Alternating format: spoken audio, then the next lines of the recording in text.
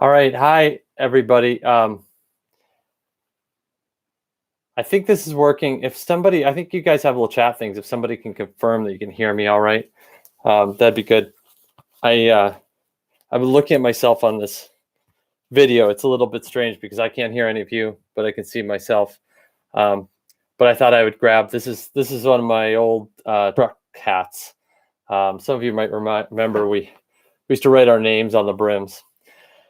All right, I've got confirmation it's working. Hi, everybody. Let's give another minute or two, just in case there's anybody just joining right now. And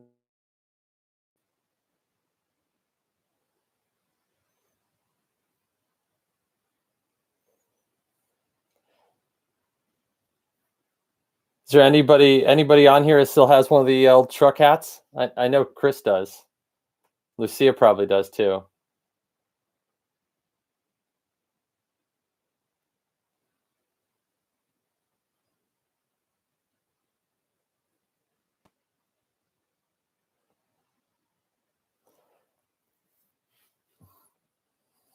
Stacia's got a blue one. Awesome. Yeah, so Chris has an older one than this. The first hat we had was like a golf hat, and I got them because they were organic cotton, which I thought would be cool. I'd been working at Patagonia and learned a lot about cotton industry and everything, but they were too expensive and they didn't fit heads very well. So, but I think Chris might like that one because it was like soft on your head. Am I right, Chris? So let's get started here. Hi, everybody. If you're just joining now, I'm Air. Hopefully you all know that. I want to talk to you guys about what's going on with the coronavirus, how we're responding, all the changes that are happening. And for those of you who are close to me, you might know that I've been following that probably a little too closely since the end of December. I have to say, even with all that we're facing right now, the reason I was paying such close attention to it is I was scared it might be something a lot worse. I think that it may happen in our lifetime that we have one or two pandemics we live through that are much worse than this. And not to say that this isn't going to impact a lot of things in negative ways, because obviously we're here today, and this is going to be one of the hardest decisions and times of our lives. But when I first started reading about this, I was afraid it might be a virus that was much more deadly. So I think on the positive, we know that the mortality rates are relatively low on this. But I think that at the same time, we all have parents and grandparents who are more susceptible, and we also have friends and people we love who may be more susceptible. So we'll come back to this a little bit in terms of the things I think we should be doing personally. But I feel as we're thinking about this crisis, it's very easy to think my risk is very low personally. I shouldn't worry about it. But I think that the key here is we really need to think about our whole community and everybody together. And so that's what we'll be talking about. There's been a lot of things changing in the last few days. I'm sure you guys have been reading about that. The biggest thing was an announcement last night from the governor saying in Massachusetts, we're not going to operate restaurants except for delivery and takeout. Obviously, that impacts us very directly, but there are lots of other unprecedented things happening. Apple closed all their stores. Disneyland closed. Cruise ships closed. Airlines are closing. Borders are closing. Those of you who know Danielle, who's been working for us, she's Canadian, and she just got in a car today, tried to drive home because she's afraid the border might close.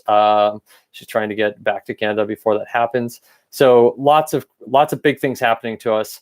I think that we're all probably feeling moments of fear, and we'll have a lot more of those moments. But we also have a really big family here. And we have a lot of ability to look out for each other.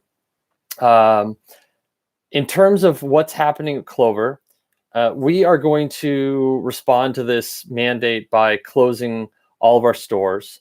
So we're going to finish operating today through the end of today. We're going to open tomorrow, but for takeout only and delivery only. And we're going to try to use that day to burn down existing supplies in the restaurants. And then we're going to pause the restaurants. I think Massachusetts said April 5th. My plan is that each week we can send out an update to all of our staff to let you guys know where things are. We're going to be eager to reopen as soon as we can, but we'll have to follow guidance from the state and see what's going on in terms of what's happening there. So that's what's going to be happening with the restaurants. Continuing the operations today. Tomorrow, takeout, delivery only. End of day tomorrow, the restaurants are going to close down temporarily. I've done this with trucks before. This is what reminded me of this. We used to shut them down for months at a time, but I've never done that with restaurants. So we're going to have to learn how to do that together. I'm going to need everybody's help.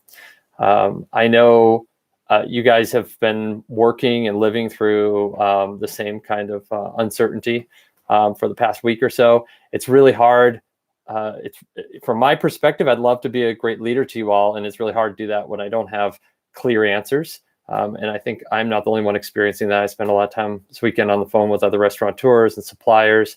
I spent a bunch of time talking to George Howell. He's trying to figure out what happens with his company. I spent a lot of time talking to Michael Doctor. He's trying to figure out what happens with his vegetables. And we were able to help Michael Doctor with a roots pickup where his farmers markets he delivers to have been shut down. And we were able to direct a lot of customers to a pickup in Somerville, and he sold out, and it was really great for him. And he's going to do a few more of those with us. I think we're going to help George Howell connect him to a lot of our customers as well. And I think there's a role we can play in helping, helping out a lot of those that we care about, because we're all in this together, and we're all facing some really challenging times. While the restaurants are closed, we're going to think forward to the future. I think about this a little bit. I surf a lot, so I'll give you guys a little analogy. If there's a really big wave coming, the best thing you could try to swim up the wave, and you may exhaust yourself and still get tumbled and crashed over. And I think that's an approach we could take to this coronavirus situation. We could try to power through this. We've never been a delivery company, but we could try to become a delivery company.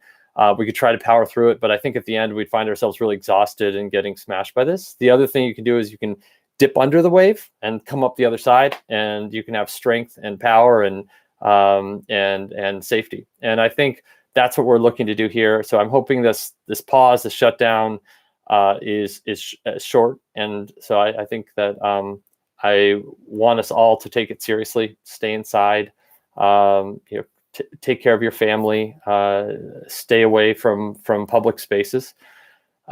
During this period, we're going to furlough all employees.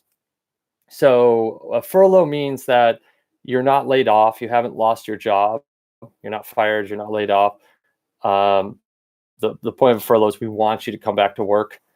I think the most valuable thing we have at Clover, beyond anything, is all the employees. You guys are just incredible. We've been getting emails over the weekends from customers, and all the positivity is really the result of everything you guys do, and it's why you're all here, why you're part of this. And so we want you all to stay employees of Clover. But a furlough means that there's a temporary period where we're not able to pay you, is because we don't have revenues coming in. So that's going to affect everybody all the way up. So everybody at restaurants, everybody who supports restaurants, it's going to affect me. It's going to affect Greg. So we're all going to temporarily go without any pay from Clover. And that's because we don't have any revenues coming in.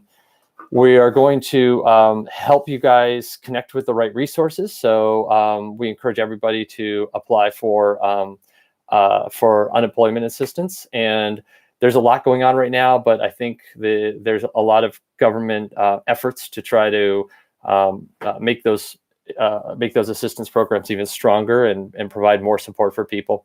And there's another thing that we're going to be able to do for those of you who are currently enrolled in our health insurance program. We're going to continue paying the premium on that so that nobody has any lapse in their health insurance. And typically we charge back a portion of that is the employee's responsibility, and a portion Clover covers. Throughout this, we're gonna cover all of it. So those of you who have health insurance through Clover, we'll keep it alive, and you won't have to be paying any premiums. And we're going to send out a weekly newsletter to everybody to let you know where we are, what we're thinking about, and we'll also use that as a way to answer questions you guys have, provide connections to other resources that open up. And Massachusetts put a date of April 5th on this shutdown. So obviously, as we get closer to that, we'll try and figure out what the next steps look like for us. But I think we've thought about lots of different scenarios. The announcement made yesterday made everything a little more stark and clear and give us, I think, less choices. But at the end of the day, I want you all to stay safe. I want you to take care of your families. I feel like a parent to a lot of kids, and I mean, not to belittle you guys that way, but I feel responsible for you all is what I'm saying. And I think that I'm not convinced we can operate the restaurants in a way right now where I can totally protect everybody. And I think if we continue to try to operate the restaurants, we'd find employees of ours getting sick, which I think will happen. And we don't want to be responsible for exposing people unnecessarily to the public and to others. So I think this is hopefully a brief period. It's going to be a little bit painful for everybody. We're also going to provide a phone number. So we'll follow up with an email with all staff, and we're going to supply a phone number that you guys can use to text or email or text or call if you have any questions. We'll have a sort of a central point of response for that and try to help you all out. We love you guys all a lot. I think that it's really important that we don't look at this as a snow day. Coming back to some of what I started at the beginning, there are people who have varying degrees of risk here, and let's just keep that in mind. This is it's like previous generations have had to go to war. We're not being asked to do that, but we are being asked to sacrifice a bit, and that's being asked of everybody. We love you guys all so much. Hope to get it all going again soon. I have a lot of difficult conversations I have to have with suppliers and landlords and everybody else, but this is by far the hardest one because this isn't what any of us expected a few weeks ago or what we would be hoping to do right now. But looking to get it started as soon as we can. I'm going to just pause there and look at some of these questions and answer any that you guys have. I may not have answers to all your questions, but if you have any particular questions, feel free to put them up there right now. You'll also have a lot of opportunity to ask us additional questions later. Okay, so there's a question about first day of work was tomorrow. Yes, canceled. Hopefully we can get to you about that actively, but yes. And are there any other questions folks have?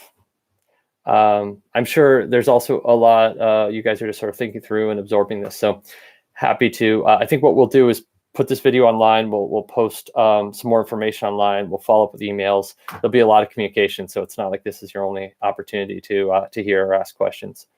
Someone's asking about unemployment for furlough. We'll help you guys through that. You are going to be able to pursue those options.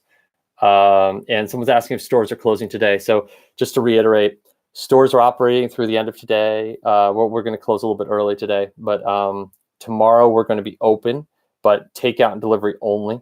That's going to be an opportunity for us to sell down some of our food. And I almost forgot. Sorry, there's so many things going on right now.